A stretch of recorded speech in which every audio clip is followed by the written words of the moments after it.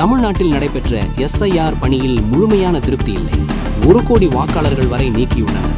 இதை இப்போது செய்திருக்க வேண்டியது இல்லை என கோவை பெரியநாயக்கம்பாளையம் அருகே காங்கிரஸ் கட்சி நிர்வாகியும் முன்னாள் கவுன்சிலருமான ஆர் ராஜசேகர் புதிதாக கட்டியுள்ள RS அர்ச்சனா இல்ல விழாவில் பங்கேற்ற சிவகங்கை தொகுதி மக்களவை உறுப்பினர் கார்த்திக் சிதம்பரம் செய்தியாளர்கள் சந்திப்பில் தெரிவித்தார். கோவை பெரியநாயக்கம்பாளையம் அருகே நாயக்கன்பாளையம் பகுதியில் காங்கிரஸ் கட்சி நிர்வாகியும் முன்னாள் கவுன்சிலருமான ஆர் ராஜசேகர் புதிதாக RS அர்ச்சனா இல்லம் என்ற வீடு கட்டியுள்ளார். இவ்விழாவில் சிவகங்கை தொகுதி மக்களவை உறுப்பினர் கார்த்திக் சிதம்பரம் பங்கேற்று குடும்பத்தினருக்கு வாழ்த்து தெரிவித்தார். விழாவிற்கு வந்த கார்த்திக் சிதம்பரத்திற்கு காங்கிரஸ் கட்சியினர் மற்றும் அவர்களது குடும்பத்தினர் ஆரத்தி எடுத்தும் சால்வை அணிவித்தும் சிறப்பான வரவேற்பு வழங்கினர். தொடர்ந்து செய்தியாளர்களை சந்தித்தார். இதில் காங்கிரஸ் MP ஜோதிமணி ட்விட்டரில் காங்கிரஸ் கட்சி அழிந்து வருவதாக வெளியிட்டது குறித்தான கேள்விக்கு காங்கிரஸ் MP ஜோதிமணி ட்வீட் செய்ததை நானும் பார்த்தேன். எதற்காக எழுதினார்கள் என தெரியவில்லை. அவர்கள் தொகுதியில் ஏதாவது நடந்து அதனால் எழுதினார்களா என தெரியவில்லை. காங்கிரஸ் நன்றாகவே உள்ளது என்றார். இளைஞர்கள் TVK கட்சிக்கு தாவிக்கொண்டிருப்பது குறித்தான கேள்விக்கு வாடிக்கையான கட்சிகளுக்கு இளைஞர்கள் ஆதரவு என்பது எப்போதும் குறைவாகவே இருக்கும். புதிய கட்சிகளுக்கு எப்போதும் ஆதரவு அதிகமாகவே இருக்கும். நான் ஒத்துக்கொள்கிறேன்.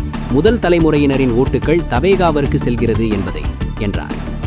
தவேகா கூட்டணியில் காங்கிரஸ் இணையுமா என்ற கேள்விக்கு நாங்கள் இந்தியா கூட்டணியில் உள்ளோம். இந்திய அளவில் இந்தியா கூட்டணிக்கு காங்கிரஸ் தலைமை தாங்குகிறது. தமிழ்நாட்டை பொறுத்தவரை திமுக கூட்டணியில் நாங்கள் இருக்கிறோம் என்றார்.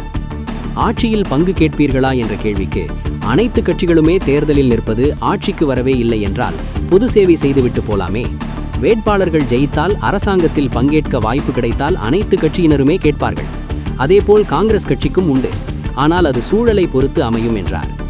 பாஜகவை போல் தமிழகத்தில் காங்கிரஸ் கட்சியினரையும் திமுக வளரவிடவில்லையோ என்ற கேள்விக்கு இல்லை என்றும் நாங்கள் வளரவில்லை என்றால் நாங்கள் மட்டுமே காரணம்.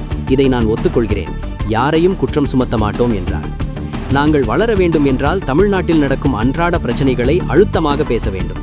அதில் நாங்கள் தவறிவிட்டோம் என்பதை ஒத்துக்கொள்கிறேன் என்றார். ஜென்சி தலைமுறையினர் குறித்தான கேள்விக்கு உலகமெங்குமே ஜென்சி தலைமுறையினருக்கு வாடிக்கையான அரசியல் மீது நம்பிக்கை இல்லை. வங்கதேசம், நேபாளம், இலங்கை போன்ற இடங்களில் அவ்வாறுதான் நடந்துள்ளது.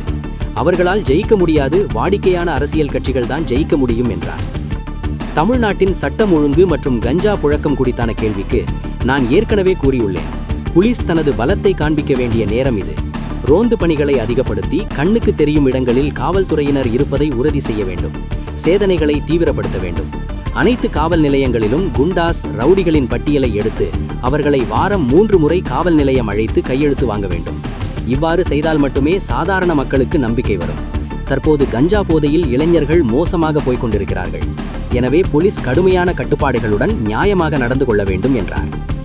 திமுகவிடம் அதிக தொகுதிகள் கேட்பீர்களா என்ற கேள்விக்கு அனைத்து கட்சிகளுக்கு தேர்தலில் அதிக தொகுதிகள் கேட்க வேண்டும் என்ற ஆசை இருக்கும். ஆனால் இருப்பது 234 தொகுதிதானே, அதற்குள் முடிவாகும். இதேபோல் பாராளுமன்ற தேர்தலில் கேட்டார்கள். அதை பேசி முடிவுக்கு வந்து போட்டியிட்டு வென்றும் விட்டோம் என்றார். தமிழ்நாட்டில் நடைபெற்ற SIR பணி குறித்த கேள்விக்கு முழுமையான திருப்தி இல்லை எனவும் 1 கோடி வாக்காளர்கள் வரை நீக்கியுள்ளனர். 4 வகையான வாக்காளர்களை நீக்குவதில் எனக்கு ஆட்சேபனை இல்லை. அதில் ஆட்கள் இல்லாதது, இடம்பெயர்ந்தவர்கள், இறந்தவர்கள் மற்றும் 1க்கும் மேற்பட்ட இடங்களில் இருப்பவர்கள் பெயர்களை நீக்குவதில் எந்த பிரச்சனையும் இல்லை. ஆனால் முகவரி இல்லாமல் 60 லட்சம் பேர் இருக்கிறார்கள் என்பது வியப்பாக உள்ளது. முகாம் நடைபெறுகிறது, அதன் பிறகு தெரியவரும். இதை இப்போது செய்திருக்க வேண்டியது இல்லை. மே மாதம் தேர்தல் வரும் என்பது தேர்தல் ஆணையத்திற்கு தெரியும். எனவே இதனை கடந்த ஆண்டு ஜனவரியிலேயே ஆரம்பித்திருக்கலாம். இது ஏற்கனவே வேலை பழுவில் இருக்கும் அரசாங்க பணியாளர்களுக்கு மேலும் மன உளைச்சலை கொடுக்கிறது என்றார். அரசாங்க ஊழியர்கள் போராட்டம் மற்றும் திமுகவின் தேர்தல் வாக்குறுதிகள் குறித்தான கேள்விக்கு எந்த ஒரு துறையாக இருந்தாலும் குறை இருக்கத்தான் செய்யும். அரசாங்கம் பேசிக் கொண்டிருக்கிறது. பேசி தீர்வு காண்பார்கள். தேர்தல் அறிக்கை வெளியிடும் போது அரசியல் கட்சிகள் பெரிய திட்டங்களுடன் வெளியிடுகின்றனர். ஆனால் ஆட்சியில் அமர்ந்தவுடன் சந்திக்கும் நடைமுறை சிக்கல்கள் மற்றும் பண பற்றாக்குறை காரணமாக அவற்றை நிறைவேற்ற முடியாமல் போகிறது என்றார். இந்நிகழ்ச்சியின் போது முன்னாள் கவுன்சிலர் சசிகலா, வடக்கு மாவட்ட காங்கிரஸ் கட்சி தலைவர் ரங்கராஜன், வட்டார படைத்தலைவர் மோகன்ராஜ், சித்திரகுமார், அரிவரசு, அண்ணாதுரை, ஹரிஹரசுதன், சுடர்விழி, சின்னராசு, திருமூர்த்தி, கருணாகரன், சந்தோஷ், RK ரவி, செந்தில், காளிசாமி, துடியலூர் பாபு, சிங்காரம், பழனிசாமி, பைனியர்பாய், கணேசன், விபின்குமார், ஆடிட்டர் சுந்தரமூர்த்தி, முரளிதரன் உள்பட பலர் உடன் இருந்தனர். அந்த மாதிரி எழுதினாங்கன்னு தெரியாது. எழுதுனதை நான் பார்த்தேன். எதுக்காக, என்ன ட்ரிகருக்காக அவங்க எழுதினாங்கன்னு தெரியாது. காங்கிரஸ் கட்சிக்கு ஒரு ஸ்ட்ரென்த் இருக்கு, காங்கிரஸ் கட்சிக்கு ஒரு வேல்யூ இருக்கு. அந்த வேல்யூ, அந்த ஸ்ட்ரென்த்தும் தொடர்ந்து கொண்டு தான் இருக்கு. அவங்க அங்க அவங்க மாவட்டத்திலயோ அவங்க தொகுதியிலயோ நடந்த சம்பவத்தை வச்சு அவங்க போட்டுருக்காங்களா இல்ல பொதுமுறையா போட்டாங்களா எனக்கு தெரியல. அந்த விளக்கம் அவங்க தான் கேட்கணும். காங்கிரஸ் கட்சிக்கு ஒரு வேல்யூ, ஒரு ஸ்ட்ரென்த் இருக்கு, அது தொடர்ந்து கொண்டு தான் இருக்கு. ஜென்ரலாவே உலகம் வந்து நீங்க பாத்தீங்கன்னா ஒரு எஸ்டாப்ளிஷ்ட், அதாவது வாடிக்கையாக இருக்கிற அரசியல் கட்சிகள் மீது இளைஞர்களுக்கு பெரிய இன்ட்ரெஸ்ட் கிடையாது. இது ஒன்றும் தமிழ்நாட்டில் மட்டும் நடக்குன்னு நினைச்சுக்காங்க. உலகம் எங்கும் நீங்க பாத்தீங்கன்னா அப்படிதான் ஒரு வாடிக்கையான அரசியல் கட்சிக்கு பின்னாடி இளைஞர்கள் போறது. நாங்க போனா அவங்க அதே அரசியல் தானே நடக்குது, எங்களுக்கு ஸ்பேஸ் இல்லை அப்படின்னு நினைக்கிறாங்க. அதனால புதுசா முதல் முறையா வர இளைஞர்கள் புதுசாக அரசியல் கட்சிக்கு போறது நார்மல். ஒன்றும் தமிழ்நாட்டில் இந்த கட்சிக்காக போறது ஒரு புதிய பினாமினலாம் கிடையாது. உலகமெங்கும் இதுதான். எல்லா எஸ்டாப்ளிஷ் பொலிட்டிக்கல் பார்ட்டியும் இருக்கிற ப்ராப்ளம் தான். எல்லா பொலிட்டிக்கல் பார்ட்டியுமே கொஞ்சம் அவங்களுடைய நடத்தை, நடை, உடை, பாவனையை கொஞ்சம் மாற்றிக்கிறது நல்லது. காங்கிரஸ் கட்சிக்கு மட்டும் அந்த ப்ராப்ளம். டிஎம்கே கூட இளைஞர்களுக்கு போய் சேரதில்லை, பிஜேபிக்கு போறதில்லை, ஏடிஎம்கேக்கு போறதில்லை, எந்த பார்ட்டிக்குமே இளைஞர்களுக்கு புதிதாக போறது இல்லை. நான் ஒத்துக்கிறேன். ஃபர்ஸ்ட் ஜெனரேஷன் ஓட்டர், அரசியலுக்கு அப்பாற்பட்டு வரவங்க புதிதாக துவக்கப்பட்ட கட்சிக்கு கொஞ்சம் ஆர்வமா போறாங்க. நாங்க இந்தியா கூட்டணியில இருக்கிறோம். இந்திய அளவில் இந்தியா கூட்டணிக்கு தலைமை தாங்கிறது காங்கிரஸ் கட்சி. தமிழ்நாட்டை பொறுத்தவரைக்கும் இந்தியா கூட்டணிக்கு திராவிட முன்னேற்றம் தலைமை தாங்கிறது. அந்த கூட்டணி தான் காங்கிரஸ் கட்சி. இந்த நெகோசியேஷன்ஸ், இந்த டிஸ்கஷன் எல்லாம் வந்து பிரஸ் மூலமா பண்ண முடியாது. எல்லா கட்சிக்குமே தேர்தல் நின்னாக்கா ஆட்சிக்கு வரணும்னு ஆசை. அத்தனை தேர்தல் நிற்கிறோம். இல்லாட்டி வந்து நாங்கள் புது சேவை செஞ்சுட்டு போடுவோம். தேர்தல் நின்னா எங்களோட பிரதிநிதிகள் ஜெயிக்கிறோம். எங்க பிரதிநிதிகள் ஜெயிச்சாங்கன்னா அரசாங்கத்துல பங்கேற்கிறதுக்கு வாய்ப்பு கிடைச்சா அந்த வாய்ப்பை பயன்படுத்திக் கொள்ள வேண்டும். எல்லா அரசியல் கட்சிகளுக்கு எதிர்பார்ப்போம். அந்த காங்கிரஸ் கட்சிகள் இருக்கு. ஆனா அந்த பேச்சுவார்த்தையோ அதோடைய ஃபைனாலிட்டியோ பிரஸ் மூலமா பண்ண முடியாது.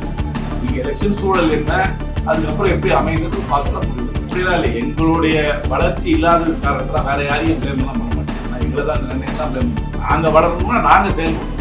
நாங்க மக்கள் பிரச்சனையை எடுத்து சொல்லுவோம். எங்களுடைய கட்டுமான வசதியை நம்ம ஒழுங்குபடுத்துவோம். நாடுதோறும் நாங்க வந்து ஸ்டேட் பாலிடிக்ஸ்ல நாம வந்து வளரணும் மாட்டேன்.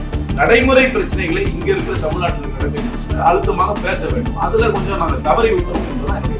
உலகமெங்குமே ஜென்சிக்கு வந்து வாடிக்கையான அரசியல் மீது நம்பிக்கை கிடையாது. பங்களாதேஷ்ல பாத்தீங்கன்னா அந்த மாதிரிதான் இருக்கு, நேபாளில் ஆச்சு, ஆனா இப்ப ஸ்ரீலங்கால ஆச்சு. ஜென்ரலாவே ஜென்சிக்கு வந்து ஒரு எஸ்டாப்ளிஷ் பாலிடிக்ஸ் பிடிக்காது. புதுசா யாராவது வந்தாங்கன்னா அது பின்னாடி அது ஒரு போறதுக்கு இருக்கும். ஆனா நீங்க ஸ்ரீலங்கால பாத்தீங்கன்னா ஜென்சி வாடிக்கையான அரசியல் கட்சிகள் தான் திருப்பி ஆட்சிக்கு வந்துருக்கிறாங்க. இதே மாதிரி பங்களாதேஷ்லயும் அடுத்த மாதம் தேர்தல் நடக்குது. ஜென்சி ஒன்னும் ஆட்சி வர மாதிரி எனக்கு தெரியல. இப்ப கூட கலிதாசியா இறந்து போயிட்டாங்க. அவங்க பையன் 17 வருஷம் கழிச்சு தாரிக் ரஹ்மான் லண்டன்ல இருந்து வந்திருக்காரு. அவரு அந்த கட்சிக்கு தருவாங்க.